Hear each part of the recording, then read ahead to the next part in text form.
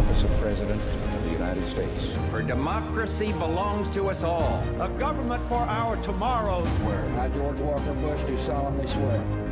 We gather because we have chosen hope over fear.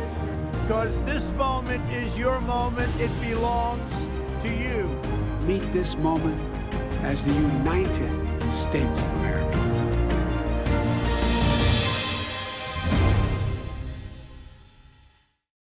Hello and welcome to Washington Post Live. I'm Michael Shearer, national political reporter here at the Washington Post. My guest today is South Carolina Congressman Jim Clyburn, a co-chair of President Biden's reelection campaign. Welcome to Washington Post Live, Congressman. Can you hear me? I think we have a sound problem. Can you hear me? I hear you now. Okay, great. Well, welcome to Washington Post Live. Yeah. Okay. Let me start with our current political situation. President Trump has got 4 criminal indictments, 91 criminal counts against him. January 6th happened, and yet if you look at the polls right now and the national polling averages, he's slightly ahead of a hypothetical matchup with President Biden. In some of these swing states like Michigan, he's ahead of President Biden. What do you think is going on in the country right now? Well, thank you very much for having me. I wish I knew what was going on in the country right now. I've been around here a long time. I've been a part of the political process for a long time.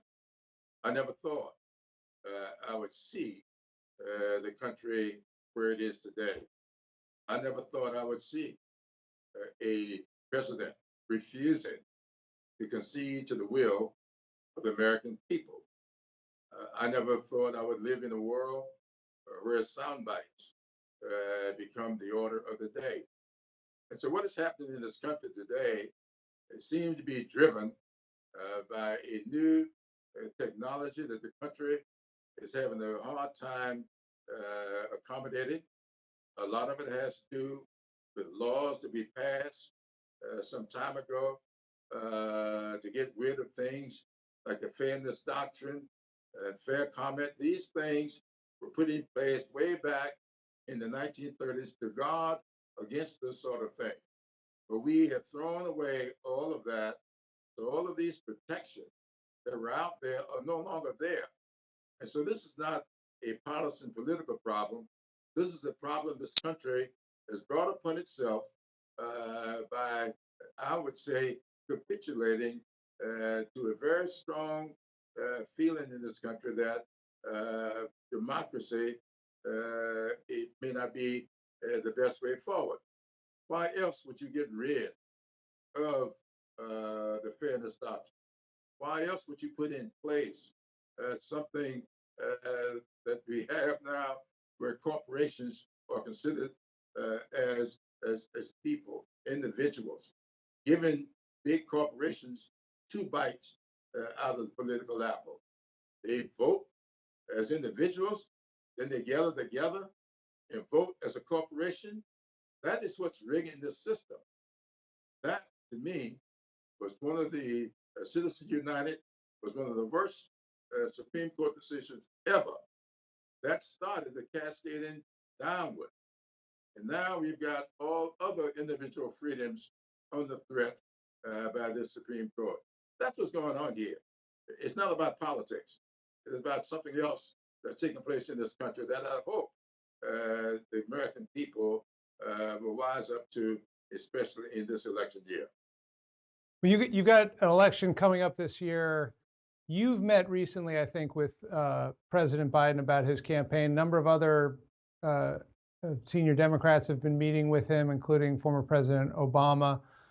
What has your advice been to him about what he needs to do now to sort of right this ship and get back ahead in this campaign? Well, I've said to the president that I am extremely pleased with his campaign promises being kept. When you make a promise, you do your very best to keep it. And if you are in any way crippled in those efforts, highlight it, for the American people to see. And I've been often using student loan debt. The president put forth 5 different categories within which he would be working to eliminate student loan debt. He was ruled, one of his efforts was ruled unconstitutional. And all the media focused on was that one effort. We went on with these other 4 efforts. Public service loan forgiveness, forgiveness for people on with disability, forgiveness for people who had been tricked by these fly-by-night institutions like Trump University. He forgave $137 billion in student loan debt. But the only thing the media focused on was that one case that the Supreme Court ruled against him on. And as I run around college campuses talking to young people, I says, well, what's your problem with the president? He didn't keep his promise on student loan debt, because the only thing that was reported out there was his court decision and not this $137 billion. And what is so interesting about that, if you talk to the Department of Education, they will tell you every 2 months going forward for the next 4 years, another 75,000 people will become eligible to have their debts eliminated, 50,000 of which in income-related programs, and the other 25,000 in the public service loan forgiveness programs. We don't hear seeing it writing about that. People, that seems not to be jazzy enough for people to write about.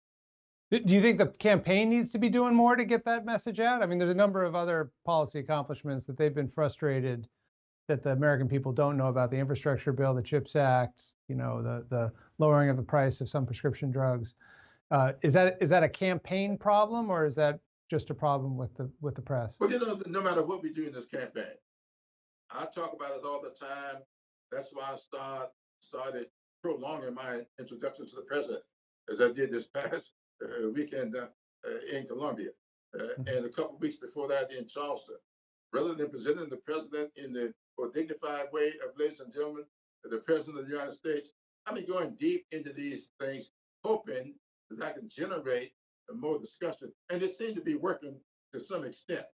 In fact, I just had a governor of a state to call me today, asking me to give him a copy of my introduction to the president last weekend.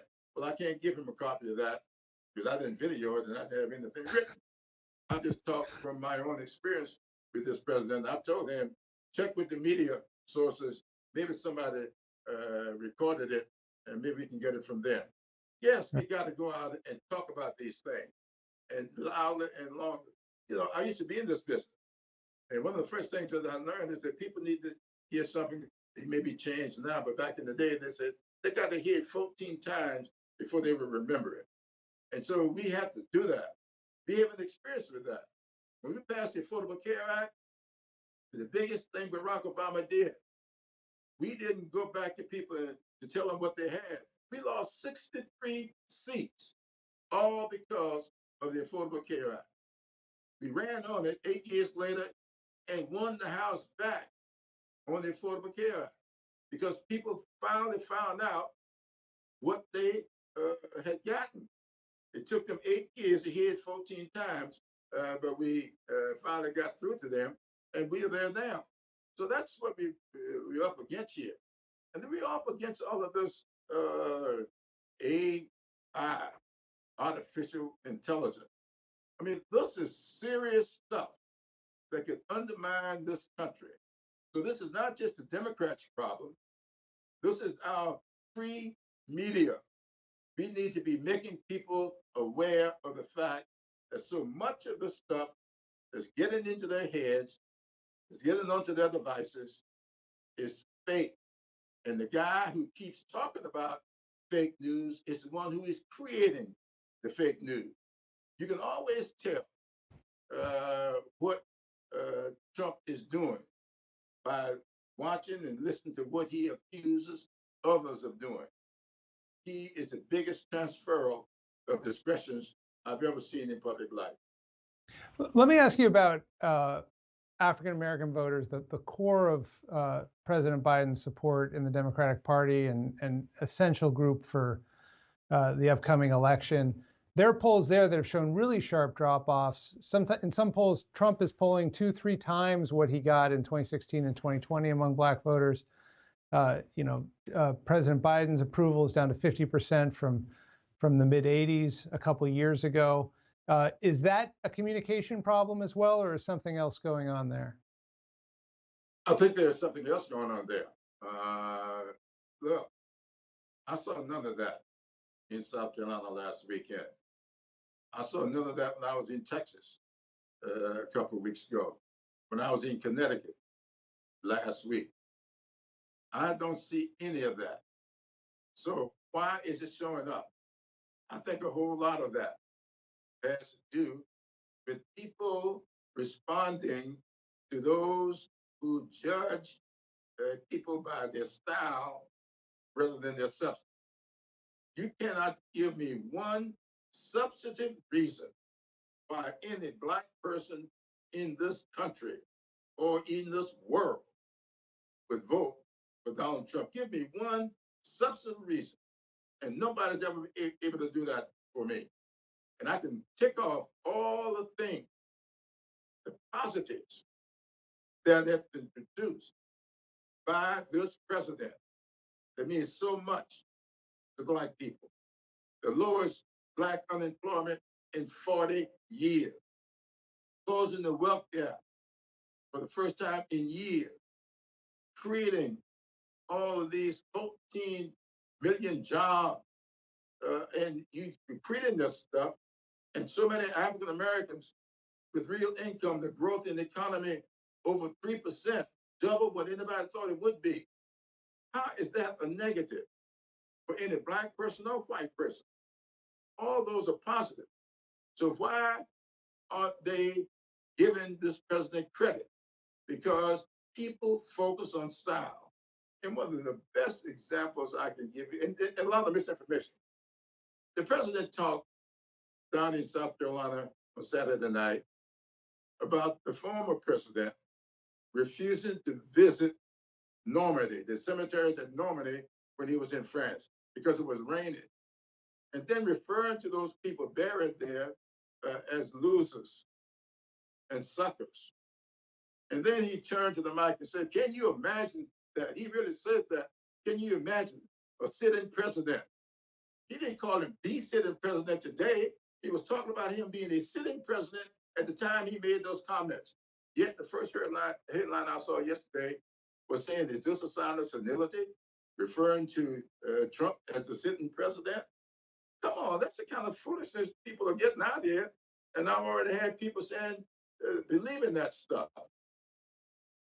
That's what we're up against here. I don't know why people think that you can't make an honest living by telling the truth and by representing things that really said, yeah, I don't quite understand that. I want to ask you about age, but to your question of what African-American voters would see as a reason to vote for Trump, to go back to Trump, we did a story last month in which we went to a number of places around the country. One of those places was a Milwaukee barber shop.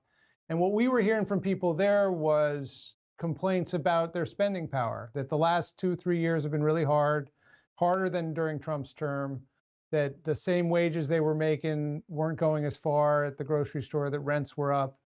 How do you answer that there have been these economic struggles at the kitchen table and just getting by month to month for people who haven't yet gotten big raises in the last couple of years? That may have been true then. It wasn't true in the Regal barbershop that the president went into Saturday afternoon in Columbia, South Carolina. Yeah. Totally different story. Totally different. Why? Because all of us know that when it comes to the economy, there are lagging indicators that catches up a little bit later than you would like for them to. They're lagging indicators.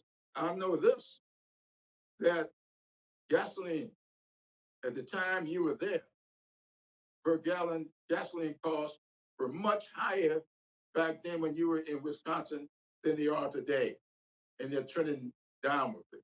I know this, that the 3.3% growth we got last month was not there when you were in Wisconsin. And I don't think you are going to get anything near today in that same barbershop that you got when you were there. Yeah, I'm sure the president's certainly hoping that. Let me ask you about Saturday. You got a big day coming up. President Biden supported moving up the South Carolina primary to become the first Democratic contest. That's this Saturday. It was the decisive race in 2020. He has credited your endorsement in 2020 for making him president. This time is a little different. He's running against Dean Phillips, but Phillips doesn't seem to be showing much fight in South Carolina. There are some other people on the ballot.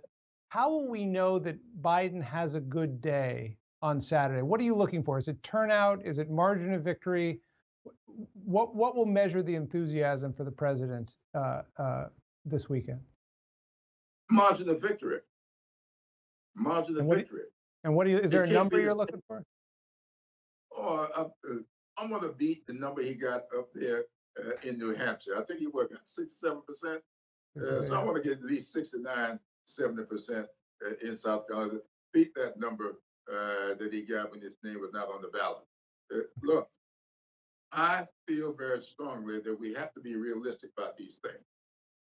4 years ago, there were 23 people actively running for president in the Democratic primary. I knew about 5 or 6 of them very fondly and personally. And 21 of them were at my fish fry a few months earlier. Yeah. But you had Bernie Sanders spending a lot of money campaigning, Tom Steyer spending a lot of money campaigning, hiring staff, going door to door. We had millions of dollars being spent by people turning out to vote. That's not taking place this time. So we won't have the 500,000 the turnout as we had before. And so you're going to measure his success by the margin of victory this time. So there another difference I think in this election is I think third parties may play a bigger role. And you have right now at least 2 candidates, the attorney Robert F. Kennedy Jr. and the academic Cornel West, who have been campaigning pretty hard in the Black community, making the case that if you want change, you got to look outside the Democratic Party. Even if you're coming from the progressive side of things, you should look outside the Democratic Party. Have you heard that as you've toured through South Carolina? Are they getting any traction? And what is your message to Democratic voters who might be tempted to look to a third party this year? No, I'm not hearing that outside of South Carolina, but it's history there. So you know, I think you know me pretty well. You know that I look for the historical precedents for all of this. And there's very good history here. When Jimmy Carter was running for re-election, we had the same phenomenon. Jimmy Carter carried South Carolina big. He carried the Black vote in South Carolina, lost the state. But Jimmy Carter's difference, we had Dick Gregory running in the same capacity that Cornel West is running now. And what did that give us? It gave us Ronald Reagan. That's what it gave us. And that's the same thing will happen today. We know what happened with Al Gore. The difference in Al Gore and George W. Bush was the difference in the third party vote down there in Florida. I've done the history of this. In fact, I wrote a piece for I forgot who now on the history of these third parties. It has never happened. Never has a third party done anything but yield calamity for minorities. That's all that has ever happened. The history is clear. Yeah, that's certainly a message we'll be hearing. I want to read you a quote from Nikki Haley, your former governor. The first party to retire its 80-year-old candidate is going to be the party that wins the election. You made reference to some of the attacks on President Biden because of his age. How is age playing in this? And is it something you have to overcome with voters as you talk to them about President Biden? Well, you know, I'm almost 3 years older than Joe Biden. Yeah. My style is a little bit different from Joe Biden. Joe Biden wears his compassion on his sleeves. He lived with it every day. Joe Biden's experiences have been different from mine. I don't know what it's like to get elected after the age of 29 and lose your wife and daughter in an automobile accident on Christmas Eve. I don't know what that's like. I don't know what it's like to lose a son who you look to become you in the future. So Joe Biden is not as animated as I am, certainly not as animated as Trump is. But are you going to get carried away with the man's style, or are you going to deal with his substance? And I've said this before, and I'll say it again. I'd much rather live in a world with a old Thurgood Marshall sitting on the United States Supreme Court than a young Clarence Thomas. So the age is very relevant when it comes to these things. You've known him for quite a while. Have you noticed in any way that President Biden has lost a step because of age over the last few years? Everybody loses a step because of age. You know, that's not how you judge. It's what in the brain. Mm-hmm. That is what it is. A step, yeah. You're going to step more gingerly when you're 80 years old than you do than when you're 20. But your thinking, your experience, what you apply to these issues, you know, apply footsteps to the issues that face the American people. You apply brain power, sanity, compassion, empathy. He's got all of that. And compare that to his opponent. No compassion, no empathy, and very little brain power. Let me turn to a couple legislative issues. For a long time, the Democratic line on immigration is we will do a comprehensive bill that will include border security and a path to legalization for a large number of undocumented immigrants who are here now in the country. That seems to have shifted, and Democrats in the Senate are talking about a bill that would really just focus on border security. What are you looking for in a bill that comes out of the Senate? I think it could happen this week. We'd get language, a bipartisan bill. And what has changed about the border that makes possibly supporting something that's just really only on border security something that needs to be done right now? Well, you know, I don't deal with these issues in isolation. I deal with them much more comprehensively. And when you look at where we are as a country, I'll tell you what's the difference today. The difference today is a growing economy. When people are going to work, when unemployment is down, and nobody feels threatened by people coming into the country. So today is a totally different atmosphere for this. And I also look at it in a very biblical way. I often think about Paul's letter to his son Timothy, not his biological son, but to Timothy. When he talked about when I was a child, spoke a child, understood as a child, and I did childish things. But when I became a man, I put away childish things. Everybody evolved in this. And we were in a place several years ago, maybe even last year, that we are not today, because Joe Biden has a policy, an economic policy, that it makes it possible for people who came out of COVID-19, worried about whether or not they could make a living. They are now back to working, making a living. Their communities are improving, and they feel much better about sharing that with people coming into the country. So I think that the atmosphere is totally different now than it was then, and there's a lot of growth and maturity in what we're doing now, as opposed to how we conducted ourselves back then. Is there anything particular you're looking for in this bill or worried about that would be in this bill? No, I'm not worried about anything in the bill. I do feel that this country, all of us, this is the country of migrants, with one exception. We are all migrants. Now, some came voluntarily. My parents and my forebears did not come voluntarily, but they were migrants. So, except for the Native Americans, we are all MAGA. And so what we need to do is have a comprehensive policy that take into account that we're all here. As John Lewis used to say, we all came over on different ships, but we're all in the same boat now. And we need to have policy that recognize and respect that in such a way that all of us can feel better about ourselves and our country going forward. You've also been a longtime supporter of the two-state solution in Israel. You've been supporter of U.S. military aid to Israel. It's a terrible situation over there, but it seems to me that in the last few weeks, there's been a shift in the politics because the prime minister of Israel is now saying he does not support a two-state solution, that the Jewish state has to have security all the way through Gaza. And a number of members of his government are calling for a resettlement of Gaza or the emigration of Palestinians out of Gaza.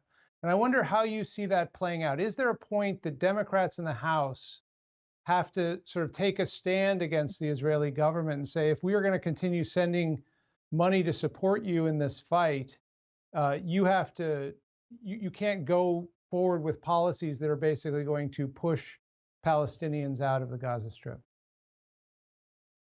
Well, you're right. I've always supported the two-state solution. Once again, I don't want to go back. I'm not a preacher or anything, but I studied the Bible for historical context. And I've consulted the Bible a whole lot as it relates to this issue involving Israel. And to me, there must be a two-state solution. And Netanyahu has never supported a two-state solution.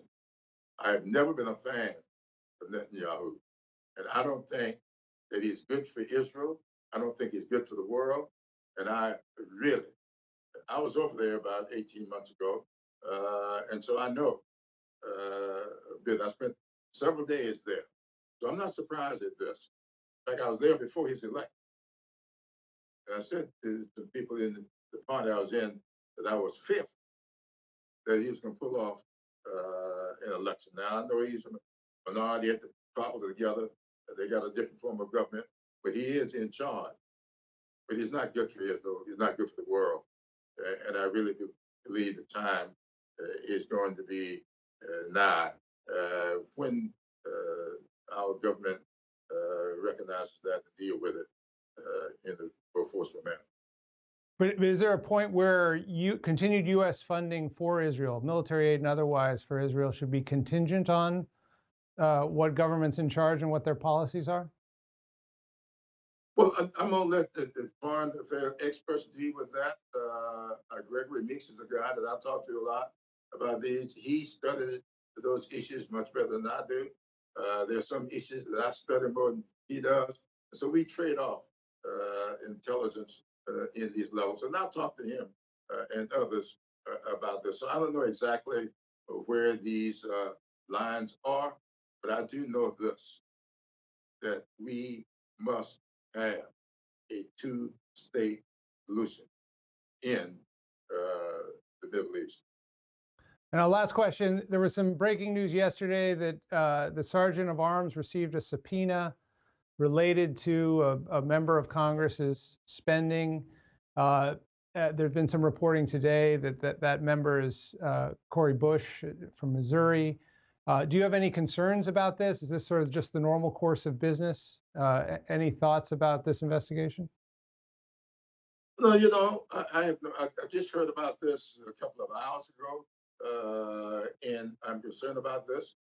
I'm always interested in the members of our caucus, the members of Congress, and of course, most especially African-American members of Congress, making sure that they really do not get railroaded in stuff like this, because sometimes things can happen sort of unintentionally or you misread the rules. Let the investigations take place. I hope the investigations of such that she will be absolved of anything that is, well, let's just say that breaks the law. But I don't know what this is about. Didn't know a thing about it until about 2 hours ago. Okay, unfortunately, that's it for this edition of Washington Post Live. Thank you very much, Congressman Clyburn, for spending time with us. Well, thank you very much for having me. Yeah, please do it again. If you want to hear more about WashingtonPost.live, please visit our website, WashingtonPostLive.com. I'm Michael Shearer, national political reporter for the Washington Post. That's it for today. We'll see you next time.